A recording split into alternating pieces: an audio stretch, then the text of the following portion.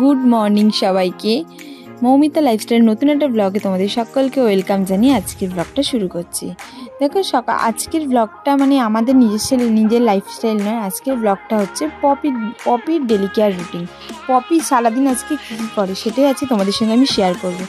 দেখো সকালবেলা উঠে পপি প্রথমে একটুখানি ওর কোলে একটু বসে পড়লো একটু আদর খেতে। ওর এইভাবে বসার স্টাইলটা হচ্ছে ও খাবে, সেই জন্য এইভাবে বসেছে। তো ও বিস্কুটটা নিয়ে ওকে জল দিয়ে সকালবেলা ফার্স্ট হচ্ছে মর্নিংয়ে উঠে হচ্ছে আগে ও একটু বাইরে পায়চারি করে আসে, দিয়ে এসে ও জল বিস্কুট খায়। আর যেই ওর জন্য বিস্কুট নিয়েছিলাম ও নিয়েছে, দেখো নীল অমনি দাঁত ব্রাশ করতে করতে চলে গেল, গিয়ে বিস্কুটটা এবারে নষ্ট করছে, এদিক ফেলছে ওদিক ফেলছে। তো তারপর পপিকে বিস্কুটটা খাইয়ে নিল।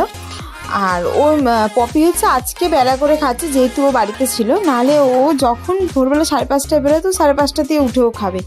তো তারপরে ওর অনেকদিন ধরে গাটা ব্রাশ করা হয়নি, সেই জন্য গাটা ব্রাশ করে নিচ্ছে। দেখো ওর গায়ে প্রচণ্ড খুশকি হয়েছে, কিসের জন্য হয়েছে বুঝতে পারছি না। কারণ হচ্ছে আমি শুনেছিলাম যে ও বলছে ড্রেস আউনের প্রচণ্ড গায়ে র্যাশ হয়, সেই ক্ষেত্রেই হয়েছে কিনা।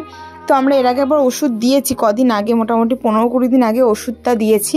তো তোমাদের আমি নেক্সট পার্টে একবার শেয়ার করব কি ওষুধ ওকে আমি দিয়ে ওর ড্রেস আউনে এই চুলকানিটা কমে যায়। ওর যে ওষুধটা 4 রকম জিনিস মিশিয়ে আমরা ওষুধটা ইউজ করি, প্রচণ্ড ভালো একটা লোশন তৈরি হয়। সেই লোশনটা পুরো সারা গায়ে তুলো করে করে দিতে হয়। দেখো ওর গায়ের র্যাশটা তোমরা দেখো একবার, বিভৎস একটা এরকম ফুসকুড়ি মতো র্যাশ হয়েছে, প্রচণ্ড র্যাশ। সেই জন্য এত কষ্ট বলছে, এত কষ্ট দেখা যাচ্ছে না। তো রেগুলারের গা পরিষ্কার করে আজকে একটু ব্রাশ দিয়ে ভালো করে ওয়াশ করে নিল, দিয়ে ওকে তারপর স্নান করাচ্ছে। দিয়ে তুমি একবার স্নানটা করিয়ে দাও, তাহলে ওর গাটা একটু ফ্রেশ লাগবে। তো আর যেহেতু গাটার লোমটা ভিজে যাওয়ার পর না যদি ওকে ব্রাশ করে, সেই ক্ষেত্রে লোমটা অতখানি হতে চায় না, সেই জন্য আগে ওকে গাটা ব্রাশ করিয়ে নিয়ে তারপরে ওকে স্নান করাচ্ছে। আর এই বাথটবটা হচ্ছে যেহেতু নীল চান করে, এই বাথটবেই পপিও চান করে, ওর খুব সুবিধা হয় বাথটবটা চান করে, পেটের তলাটা ভালো করে ভেজে।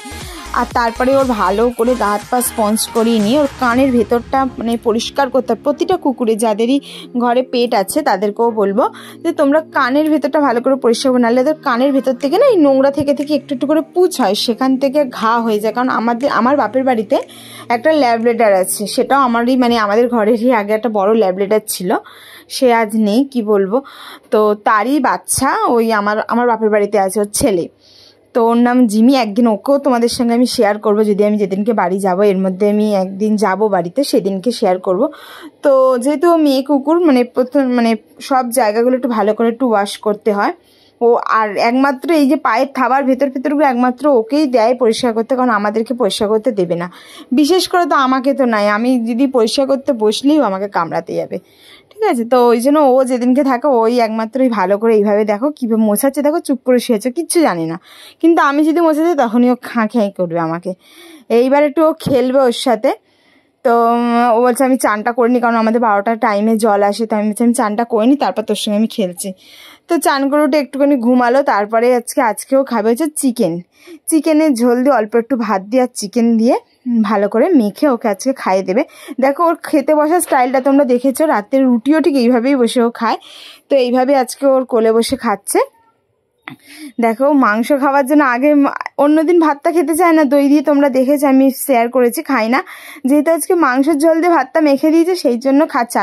আর ভাতটা কিন্তু আমরা ওকে ডাইরেক্ট গোটা দিই না, ওকে প্রথমে গ্লাসে ভালো করে পেস্ট করে, যেহেতু ছোটো থেকে না এটা ওর অভ্যাস হয়ে গেছে, ভালো করে গ্লাস দিয়ে ভালো করে পেস্ট করিয়ে তারপরে মধ্যে ঝোলটা দিয়ে মেখে বা দই হলেও তাই ওইভাবেই ওকে খাওয়ানো হয়।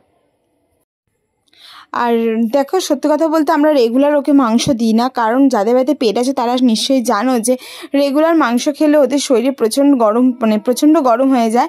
আর যাদের ঘরে এসি আছে তাদের ঠিক আছে, কিন্তু নালে খুব কুকুর ওদের খুব কষ্ট হয়, ওরা তো সেটা বলতে পারে না।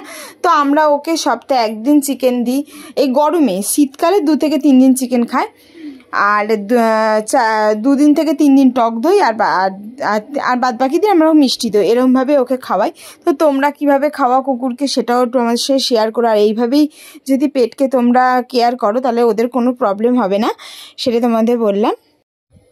তো চলো আজকের ভিডিওটা এই পর্যন্তই রাখছি। যদি ভিডিওটা ভালো লাগে অবশ্যই একটা লাইক করো, কমেন্ট করো, শেয়ার করো, আর চ্যানেলটা সাবস্ক্রাইব করে আমার পাশে